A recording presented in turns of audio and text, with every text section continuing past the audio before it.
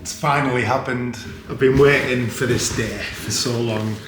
12 years it's took, and I'm finally photographing for an Indian takeaway. There's one thing I absolutely love, it's Indian takeaway, as long as I've got nothing on the next day.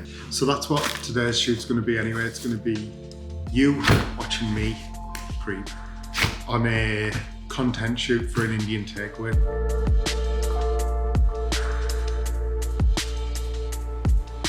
Packing up my background as well, just because it's food photography. Always good to have them in the car. I might not use them, but it'd be great for making it look like the dishes are at home or in a restaurant.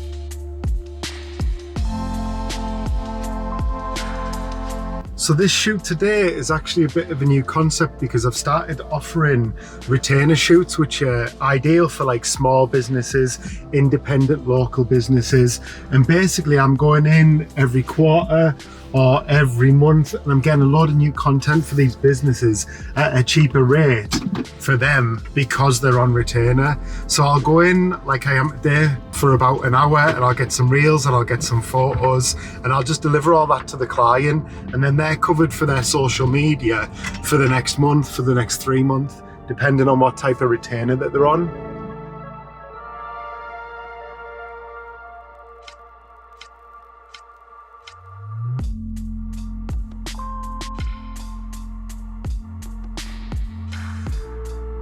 I think that went really well actually. It's always a little bit different when you go into a venue or a place that you've never seen before. You don't know what the setup's going to be like.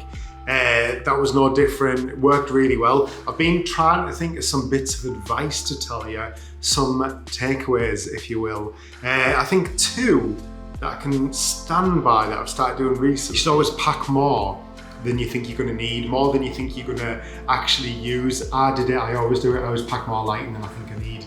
On this shoot, I packed my fake backdrops and we used them for every picture. I didn't think I was going to need them, but there was no backdrops, there was no kitchen worktops in the takeaway, so I ended up using the fake marble backgrounds, and those gave us a look that we were looking to achieve that makes it look like the takeaways are in somebody's kitchen, so that worked great. And secondly is that I always show the client the pictures that I'm getting on the back of my camera. I'll always just have a really quick scroll through on the camera, show the client. I'll just explain that I'm going to brighten them up and edit them and crop them, but it's just more to put them at ease. Scrolling through, they can see what you're getting and they're at ease, and if they see the good pictures on the back of the camera, they know that you know what you're doing because you're getting the pictures that you're showing them.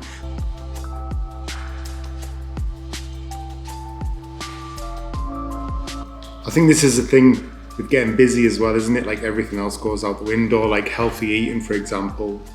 Not that I did anyway, but it'd be nice to have the option. But when you get really busy, you're on someone else's time, you've got deadlines to do, you've got jobs to go, you've got editing to do. So getting busy means other things have to go on the back burner. I think that'll do you for today's video. I'm just going to sit and do some editing now. So I'm photographing somebody's house tomorrow, another commercial job that they're selling a property. So I'll see you then. I love you, bye.